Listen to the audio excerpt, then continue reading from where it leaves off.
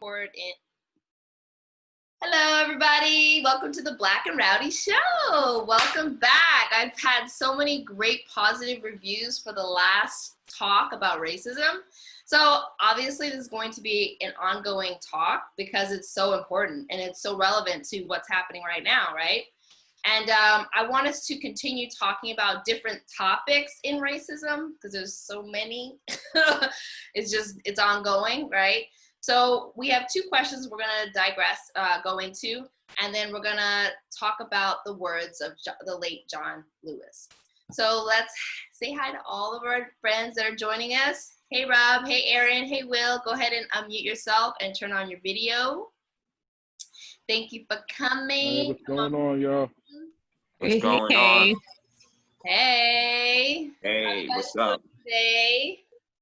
Doing good. And you? I'm doing all right. I mean, I can't complain. I'm all right, you know?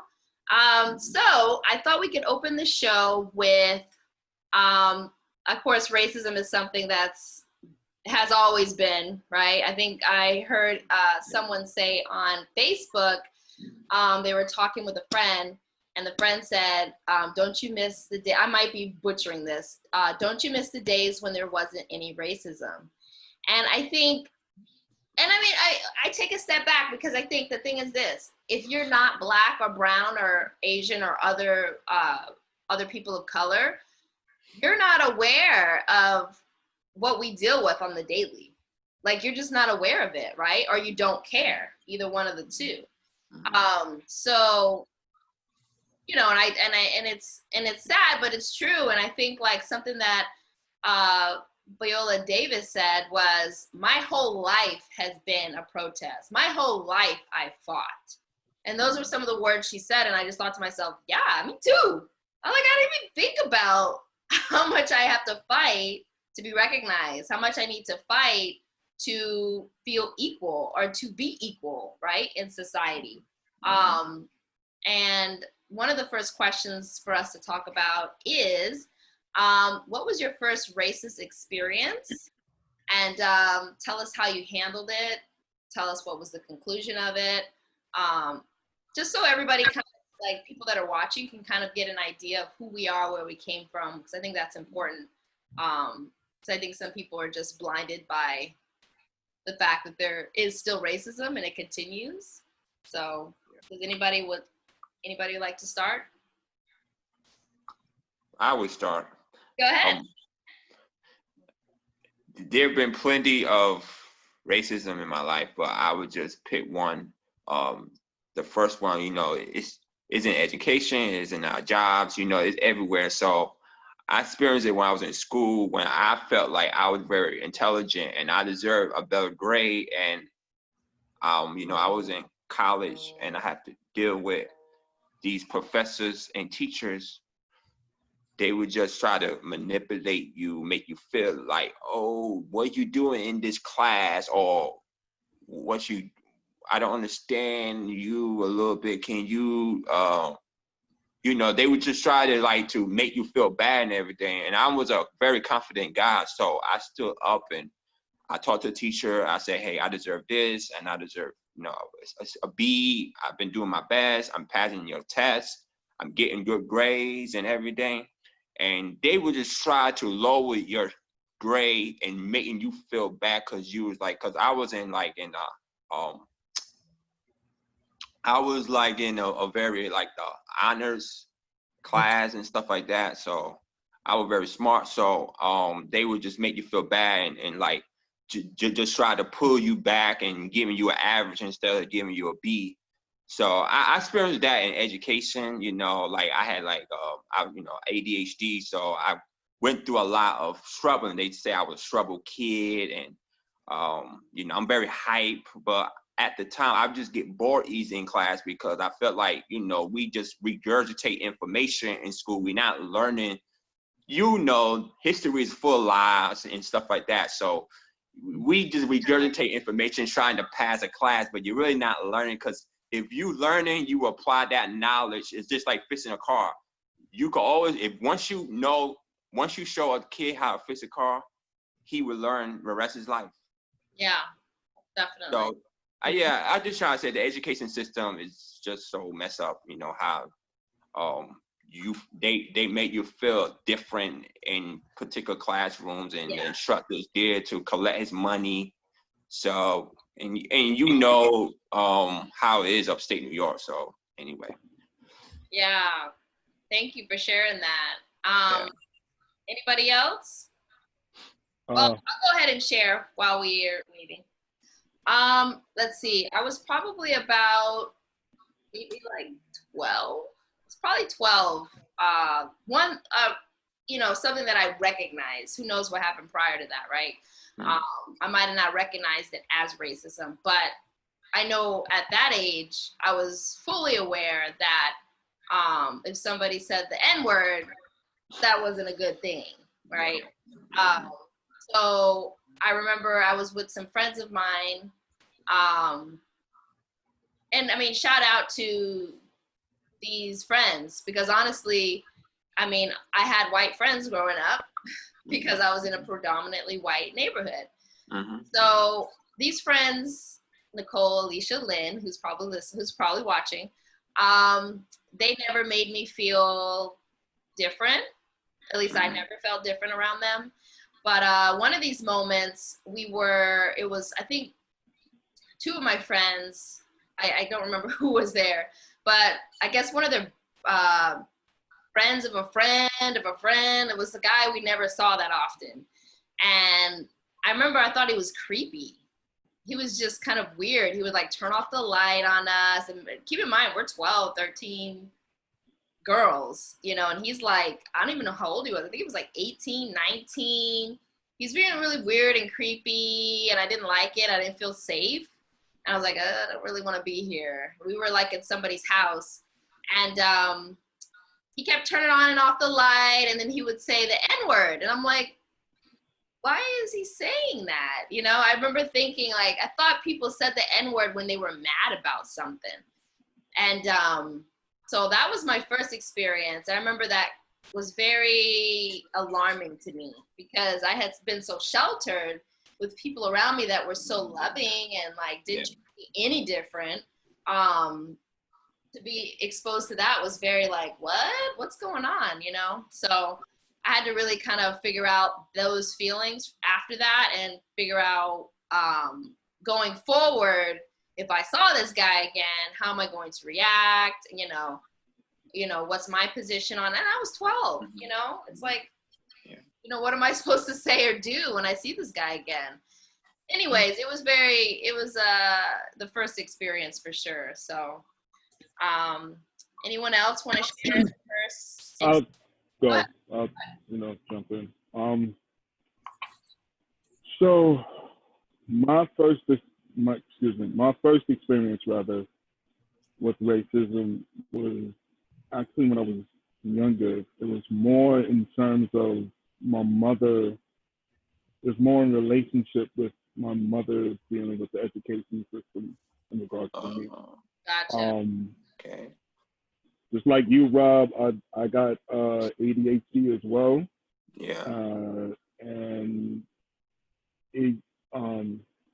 I was diagnosed at 5 years old. My parents didn't really know what was going on. They thought I was just sad, or they just thought I was just hyper, and they actually like, wait a minute, there's something not right. And they got me tested, and that's pretty much what happened. That was the diagnosis. But I was in kindergarten, and my mother, she's huge on parent rights and just understanding what's going on in your school, understanding the rights that are afforded to students. They're like really big on that. And one of the assistant principal at the time for the kindergarten class. Yeah. She told my mother, that I was probably never going to graduate college. Wow. I was going to most likely be in a special ed class for the remainder of my life What? because I have behavior problems. And, you know, and she was like, my mother, she was saying, like, the way she was explaining it to her, she was like, you know, just kind of like soothing and just, well, you know, this is what's going to happen. And my mom, being the person that she was, she looked at her and told her, I rebuke you in the name of Jesus. My son is definitely graduating to college. Yeah. You know? But Right. Speak up. Yeah. no, she definitely was, and Yeah. I graduated college. Yeah. So, but it just like, even though that's not something like it was about me, you know, I wasn't privy towards that conversation. Mhm. It's how many kids, how many black kids like me Mhm. did she tell that to? Or Mm, how many parents, rather, did she tell that to? that's right. That's right. And You know, the so like it just it makes you it makes you think how insidious the system really is. Right. Like the system is built yeah. for us to To fail. fail. The system is Yeah. built for us Mhm. to meet our demise. It's a factory for destruction for us. Yeah. And it's just like Yeah. like as I got older, I thought about it and I'm like, wow, like this woman really said that. And that was coming from her heart. Like she said this thinking that she's doing my mother a favor. Yeah. That's That, insane. yeah. I don't want to Like, interrupt, but that's why when you growing up, you see they used to call it like special ed, but they changed their name. They used to put the yeah, kids in these classes separate from the regular class. So you might have like mainstream people getting mainstream and stuff like that, but they labelize you and separate you from a whole full population of high school students already, Yeah. just to make you feel Mhm. bad, like you not worthy enough, or you don't have no special gift, or you not talented. You are gifted, talented, just like the other kids. Exactly. You just learn differently or something like that. Yeah, It's just this education is just mess up. It Yeah. is. I would even say Labelize with you at early age. It don't make no sense. they Yeah. do. And I would add to that too, what I find funny just thinking of my brother's experience is that they'll do that and then almost attack you for not being acclimated with the other students, not being able to interact the way they think you should interact. I think it was called CMS or something like that, because my brother, they did the same thing with my brother, with my mom, and trying to tell him he belongs to special ed, that he's not learning at the same level as the other kids. And my mama, she didn't necessarily say I rebuke that in the name of Jesus, but she had some words with the teacher and he was never put in it Yeah. because he was more than capable. Yeah. And then when you try to dumb people down like that, they'll get to a point where they may even believe it. So I Yeah. love my mom for that. She always spoke up for us on that too. So Yeah. my brother got attacked for that a lot in school. and Can I jump in real quick? I'm a special ed teacher, so I definitely want to speak to this because I think this is so key. Making sure kids feel that they can achieve, making sure kids feel that despite not being able to focus, you're able to do it. So I keep the kids at a really high standard. And they make it, and they meet the standard, and they're able to do it. I mean, and you're talking about, boys that are very active, very active. I wouldn't even say ADHD. I mean, people can say ADHD. They're just active. They gotta be moving. Yeah. They gotta be doing stuff. So I incorporate their curriculum to doing something with their hands or doing something with their bodies, because that's what's going to help them learn. I go with whatever's going to help them learn and what's going to excite them, and I think that's appalling that she would say that. I just think that's appalling. It's like, how are you telling somebody their son's future How are you doing that? And That's like what, with a straight face, it just blows my mind, you know? that's I hear remind that. me. Yeah, go ahead. That's remind me of the movie of y'all saw it probably, Freedom Riders. Yeah. You remember the movie Freedom?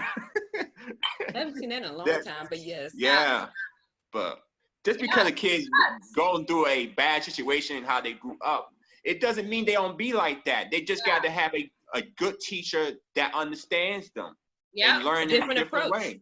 Yeah, Yeah. it's Exactly. that's the thing. And you gotta be So- a creative teacher. You gotta be flexible. And if you're none of those, then you're gonna say Which stuff like that. I feel a lot of teachers aren't. I feel like they think there's a one size fits all for teaching, and it's not. It's not at all. And they gotta think about how they learn. I learn visually and can you know. Me too. Kinetic, move. Yeah. Like you got to show me visually, and then we got to put it in practice. Yeah, graphs really help, like, you know, those kinds of things. So, you know, because I know my learning, how I learn, I know that you figure out pretty quickly how these kids learn. It's not really hard to figure out. I mean, you can figure out the first day. You can figure out right away if so-and-so is looking down, if a video's on. You just gotta be a good teacher, and the good teaching is lost because of this. You know, who knows what? But let's move on. Arian, did you have a story that you wanted to? I'll throw one out there, but it's not gonna be one from like school. I guess it sticks in my head just because of the repetitive repetition of it, and that was, and this is what I mean by that. But applying at a job. And knowing with one particular job, just for the sake of not putting the company name out there, but with applying with a job and literally going for, I would say a total of 6 interviews. So the first interview, you know how like some jobs will have that first interview phone, then that first face-to-face. Well, every phone interview and technically also the first face-to-face with this one lady. So by the 3rd time that I went through this experience twice with her, by phone and face, she was like, haven't I seen you before? And I'm like, yes, ma'am. And she's like, She's like, I'm wondering, because she's like, I'm passing you along to be hired. But what would happen is that once I went to face the remaining face-to-face with the other people, then it was always this look of surprise and not being able to connect the voice and the name to the color. And it was always like, oh, you're Arian. Like, yes, this black chick is Arian, the one that applied for this job 6 times. Yes. So it was funny that the lady that would interview me is the one that brought it to my attention. I noticed what was happening, but I was trying to stay professional. And every time they would turn me down. Oh, we'll call you. We'll reach out to you. Yeah. Give you the runaround. Basically, yes. Because the qualifications were there. Experience was there. Now at this point, you're just not hiring me because you don't care for the color of my skin. And that's exactly how I took it when I had to go through 6 interviews for something that should only take a matter of 3, maybe 2. Yeah. What sort of Most of the time, position it's only was it? 3. Let me just say something to that effect, and then we could kind of bounce off from bouncing off about with this situation, because I think this is so it's so relevant and so prevalent to what's happening, and people have all experienced it in the POC community. So something somebody had said, they're like, well, how do you know it's racism? No, let me finish, because I already know people are gonna be jumping on this.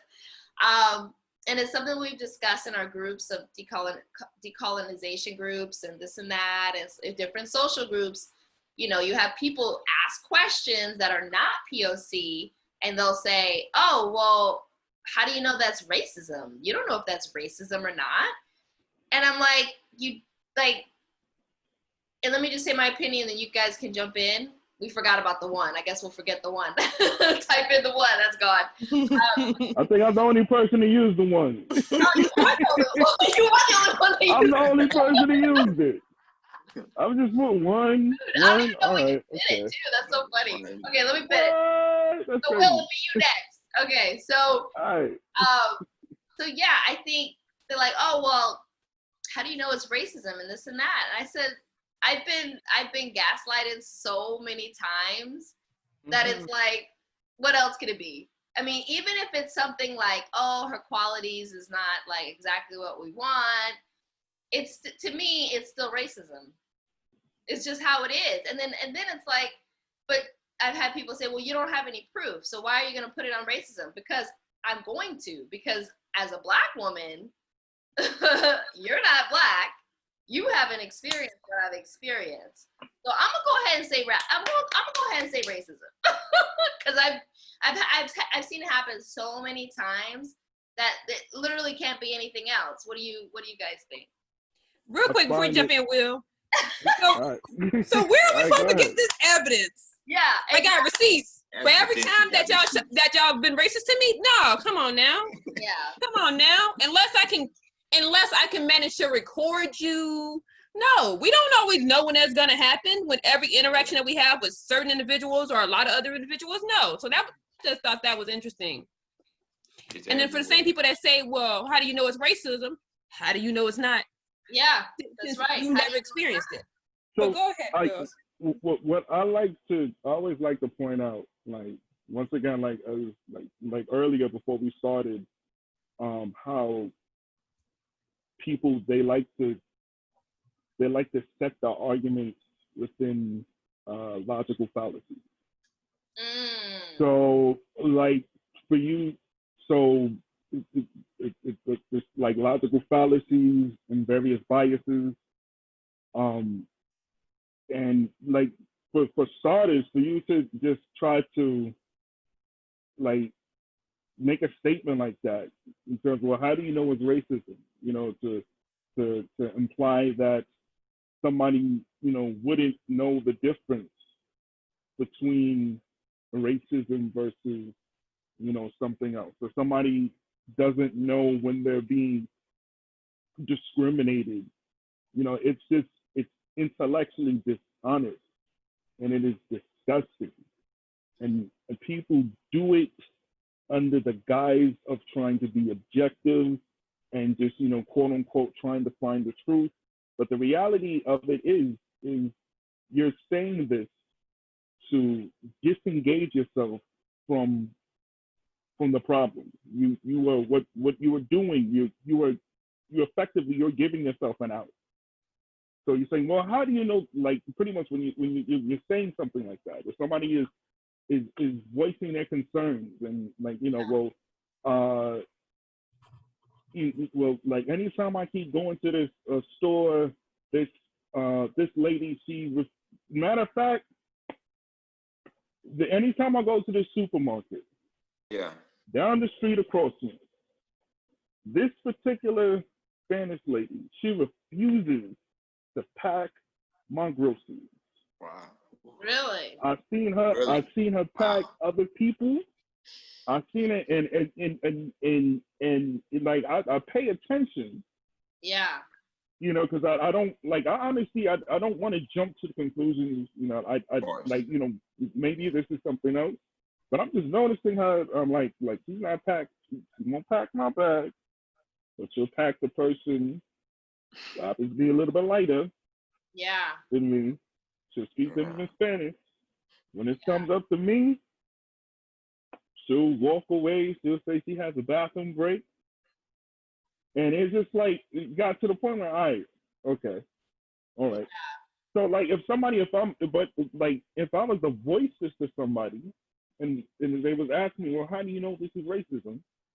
And like I'm breaking it down. Well, you know, this is, it's because, you know, A, B, C, D. Yeah. You know, the person already made the mind up that they don't believe you.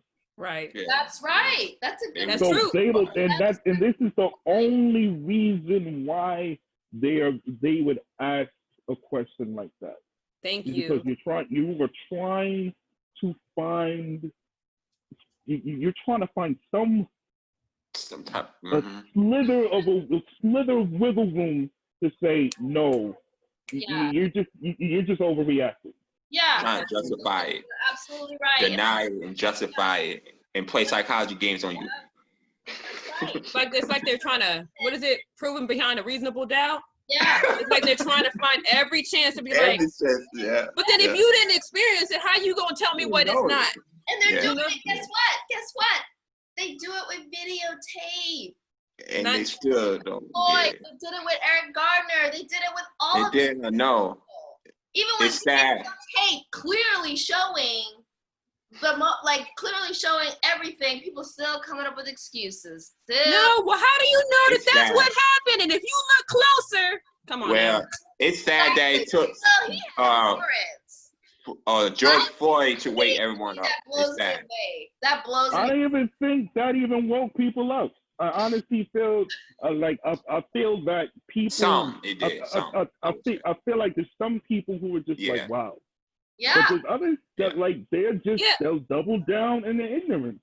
Yeah. Like, And I yo, think until we started burning shit down, and this is how you know they weren't worried about that, because once we started burning shit down, what were y'all talking about? Rioters, and they shouldn't be doing that, and they shouldn't be stealing. You're not even talking about what led to them to that point. Yeah. That's to prove your point, Will. Like to prove your point. They weren't thinking about that. They never were, and they choose to. And to even get to the point where you would have to think about it means you have to acknowledge that that shit is real. And if you have to acknowledge that it's real and that it's a part of your particular culture, Yeah. then now you have to be apologetic, and they don't want to be that. No, if I just don't acknowledge that it exists, it's not my problem, right? Yeah. Yeah. That's You know just what I like mean? being blindfolded. They gonna be like, don't want to see it, don't want to hear nothing about it. They get offensive too. You bring it up. It's like, oh no, they don't want it. And the only way to deal with this is be right and be honest and let's talk about it. Yeah. Thank you. It's like That's right. they always try to override or justify it, deny it, or thinking like it doesn't exist. It doesn't exist, or it's not me. Yeah. I'm not racist. But how many people do you know that are I racist? have some black friends, so I mean I ain't racist. I have Right. black friends. I have a black girlfriend. I used to date black men all the time. My best friend is black. My godson is black. All of this. But so like, and I always point, I point out to people, like, you know, you first off, like, you shouldn't, like, the fact that you feel like you have to do all of this to justify your feelings, that's proof that you know you have your position is wrong. You know your position is wrong, but you're trying to justify this by saying by pretty much using the black people in your life as tokens. Yeah. Basically, yeah. All right, So- let's go ahead and move on. I'm sorry, we're gonna have to move on. No, go ahead. That's fine. Subject is deep. So Yeah, it's great. So thank you for answering those questions about your first racist experience. And you know, for those who are watching that are black, that this is not, or any color, honestly, you've experienced some type of racism, some type of bias, you know, some type of prejudice, whatever, you know. This is not new to you. But for our white friends, to them, they haven't really experienced what we have experienced. Maybe they've experienced some type of racism when it comes to like maybe going to an all-black restaurant or whatever. It just doesn't compare to us on the daily. On the daily. I consider that more prejudice than racism. It's just like they said, you never experience the shoe until you wear it. Yeah. Because even with that, because like I hate it when people try to use that example.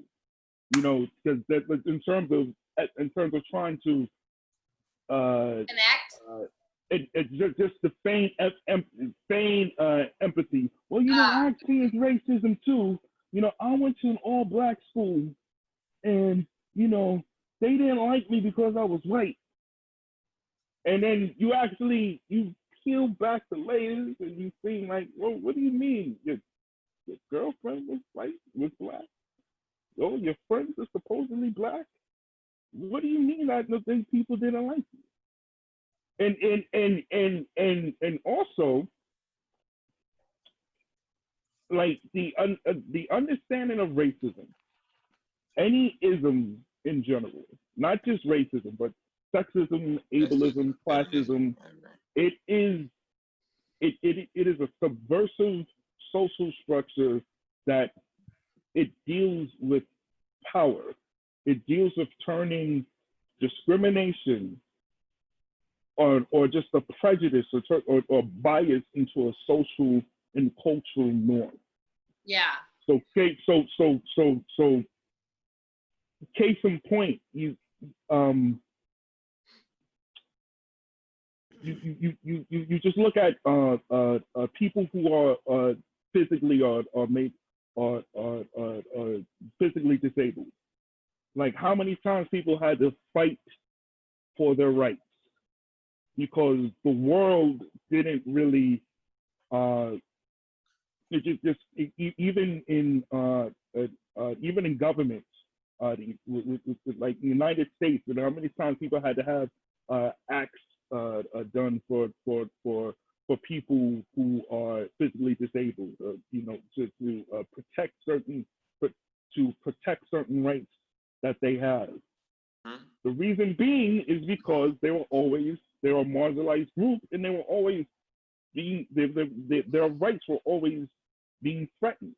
Yeah. So it's the same logic. It's the same thing when any sort of ism. There's not a reversal. There's no such thing as a reverse ism. Yeah. Like poor people cannot discriminate against rich people. You know, even in sexism, you may have women who are misandrous. I don't know if I'll pronounce that word right. Misogynist. But like, as a whole, how like they don't really have the power to really discriminate wholesale against men the way men can do to women. So let me stop you there, because this is kind of going off topic, right? Yeah. A little bit. great. It's a great direction, but we kind of have to stay on track.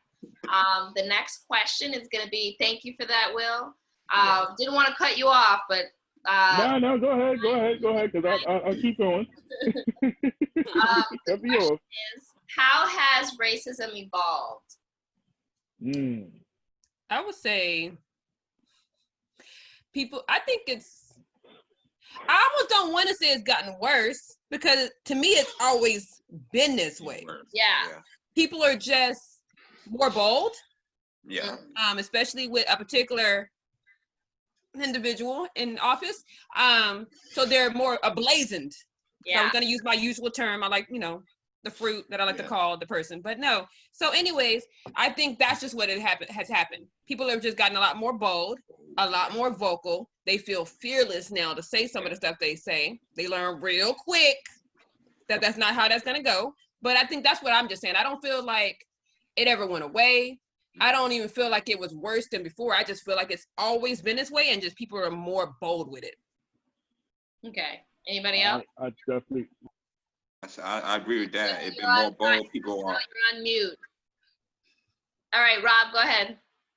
I said people are more vocal and more bold by they out front with it, you know, and they just letting you know how they really feel now. But like I said, I agree with her. She said that it didn't got better and nothing. It's still the same to me. It's like, you know, it been worse for a long time. So it's just we never, like I said earlier, we never really had real talk and solve this problem. This is everywhere. So yeah. There's people. I just said that people is like more out in the open about it, more in your face and letting you know, like, hey, you know, I'm racist and I don't like you. You know, go on your life or something. You know, so I'm gonna say this because I definitely just attach on it. I apologize. Somebody called me. So, like, I apologize about that earlier. No, it's okay. Broken up. I agree with what Marianne said. I don't think it changed. I don't think it evolved at all. I think that I feel like the world, the American public, has pretty much it lied to itself in terms of racism still being prevalent, racism still being there. We've lived under this masquerade for like a very long time in terms of in terms of racism, in terms of discrimination. Well, you know, this was the 60s. This isn't the 60s anymore. You know, like things are different. People are more progressive. We thought that we were more progressive as a country, that we were more open-minded, and the reality is it didn't really evolve. It didn't really change. It's still here. And I think right now and I started to notice this when Barack Obama got elected. It started just to kick a lot of these groups back up. So a lot of these groups started to get angry. A lot of these groups started to become uncomfortable. Wait, you had a black man in office. How the bleak did that happen? No, we got to do something. We got to take back our country. We have to do this. So you started to see, so Donald Trump right now, he represents what this country really is. Like that Donald Trump, that is the heart and soul of America as of right now.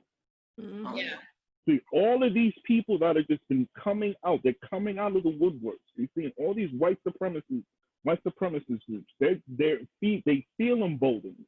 A lot of times people who support Trump, they're supporting Trump because they agree with his rhetoric. It's not because of a political, well, you know, he's for business. They agree with his rhetoric. They just agree with what he's saying. It's giving them a chance to express themselves freely. So I don't have to walk around with a mask. I could call somebody the N-word. I could call somebody another derogatory word. And that's what's going on. So it's never evolved. People are just walking around in masks. And me, for one, I'm just going to close like this to end my statement like this, because I know I've been going on for a long time.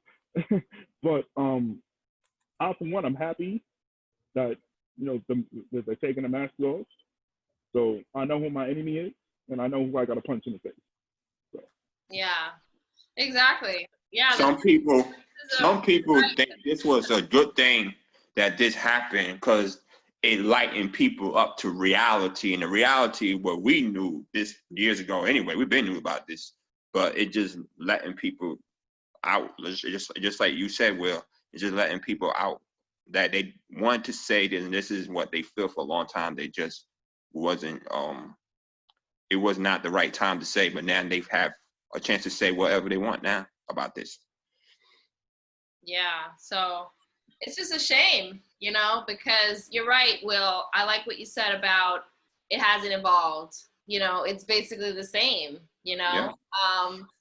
And the fact that we have videotape is really the reason why we see it so much more. It's more prevalent, right? Wow, this is, you know, that statement before the show, like that statement I said that somebody had said, oh, there's a lot more racism now. No, it's just a lot more blatant, and it's more prevalent because we're all filming it now. Because now you see it in your face, it's constant. Now it's like, okay, we have to face this, you know, and I'm glad people do it, and they're constantly videotaping. Yep. But it's so funny how, like, these people are still acting crazy, and they're getting videotaped because they know by now that you're probably gonna lose your job. You're gonna look like really stupid on TV. For the Karens and the Beckys and the Patties out there. The Karens and the Beckys. It's so funny. Let me say this one. I want that shirt. One point. Sexism. Think about it. There are really no names for men. There is the Ken, but it's like, it's up there, but everybody knows a Karen, everybody knows a Maggie. Think about that. Yeah. So the women that are being called that, it's like, wake up. It's also sexism, because now people are singling you out as a woman.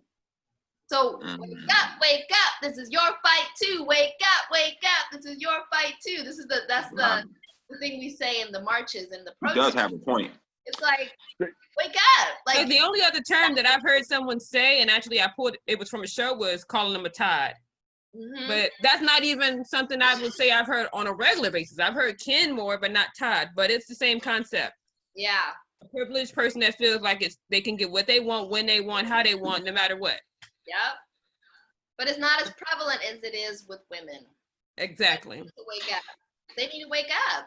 And then honestly, like somebody said, well, just because I vote for Trump, and we'll close out, or somebody can say one thing. Please press 1 if you want to say something to this effect. Somebody said, oh, because I voted for Trump doesn't mean I'm racist.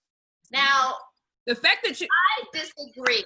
I completely disagree.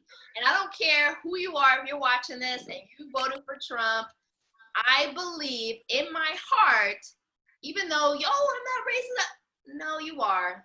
it's speaking to you. It's speaking to you right here. You just can't accept it yet because you're so focused on things that is like the surface. You gotta dig. That, and they feel like what falls into the definition of racism. Okay, well, that's not racist. I don't do that. Yeah. I don't do that. No. Yeah. Oh, she froze. She froze. Yeah. Yeah. You know, it's like, no, I'm gonna believe what I'm gonna believe. Just like you're gonna believe whatever you believe, right? So in my opinion, and it's just my opinion, I think you're racist. I do. Because he supports so many different systematic racism policies. Like if you're my friend and you support him, like that's not right. You got to think about your friends that are black and brown, you know, part of the POC community, and see, you know what, this guy is not supporting my friends. He's not supporting their livelihood. I will not vote for him because I care about what my friend's livelihood is. That's being a friend, right? Am I wrong? Am I right? Like you're right. No, you're right. You're right. You're absolutely right. You are absolutely right. I was just thinking. I was like looking at all the presidents. I was like, man, people would say, bro, Bush, and I was like, we rather have anybody in office right now. As long as it's not Hoover or Nixon or Woodrow George Wilson. Wallace or none of that. No, you don't want none of that. Yeah, and it's funny, like, anyways, we could go on and on about this, but let's go ahead and close out with some of the words of our, the late John Lewis. For those who don't know who John Lewis is, please look him up, Google him. He was an amazing man. He just fought so hard for the rights of the Black community. It's just unbelievable to me. And he's very, very inspiring. So I'm going to read a little bit of his essay. If you have not read his essay, please do. All right. So I'll just read a little bit of it. Okay. Ordinary people with extraordinary vision can redeem the soul of America by getting in what I call good trouble, necessary trouble. Voting and participating in the democratic process are key. The vote is the most powerful, nonviolent change agent you have in the democratic society. You must use it because it is not guaranteed. You could lose it. And I close out with that because the whole situation with Trump trying to possibly push back on the voting election day, and it's just starting to look really scary. Because at this point, to me, he represents Hitler. Hitler did all of these tactics. Like, look it up, people. It's a scary, scary situation we are in. And, you know, I mean, you have your opinion, I'll have mine, you know, and it's fine. We can talk it out. But the bottom line is this. If a president is pushing back on elections because of the virus, now that's funny. You didn't push back when it came. You're not pushing back when it comes to teachers going back to school, though, right? Right. Think about that. That doesn't make any sense to me, right? So if you're voting for Trump, think about all of these things and be like, wait a minute, that doesn't make sense. Why are we going back to school, but then he's pushing back an election? The election's November. Hopefully the virus is done by then, right? But maybe he knows something we don't know. Hopefully, right. Exactly my point. Exactly. And I also look at it too, like the longer he's in office, which is what his goal is, what else are you trying to push through? Yep. Before you are out of office. Yep. And there's a time frame on that too. I agree with everything you just said, but ever since I read that, I'm like, there's something you're trying to get accomplished that you're trying to have the time for. Yep. And you're not the brightest individual, so you need that extra time to think. And I feel like there's something that's gonna happen. Yeah. And because people always either assume, well, it'll work itself out. Boom, no, it won't, because that's what everybody thinks who doesn't vote, who doesn't participate in any of this stuff, and they think it's gonna work itself out. No, we will end up literally with Adolf Hitler. Yeah. And that's a scary thing. And guess what? Adolf Hitler did a huge genocide for Yeah. our Jewish friends. Yes, Like, definitely. horrible, horrible things. I am scared. If he gets reelected, I'm telling you, genocide is going to come. That's the next step. Because I don't trust this man. I didn't trust him when he was running in 2016. I said, oh no, I'm not voting for him. Thank you. I don't know if if Hillary, I wasn't jumping up and down about Hillary either. But And I think he evil. and I Like, think he's doing that because he's losing the polls right now. I know it's still early, Yep. because the But he polls, knows. You know. yeah. So you just you cannot underestimate this person. That's what I'm trying to say. You just gotta no, be. you definitely can't, and I Definitely feel can't. like that's why we're in the situation that we're in right now, Mm-hmm. because that we underestimated him. I remember I was having a conversation with my uncle, with pretty much my family, and like I told him, like if he wins the primary, he has a chance of winning the election, and they looked at me like I was crazy. Yeah. I'm like, yo, he's like you don't understand. He beat the establishment candidate.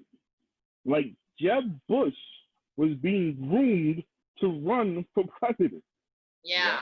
Jeb Bush was like this wasn't like I don't like people don't understand like he's a Bush. Like this is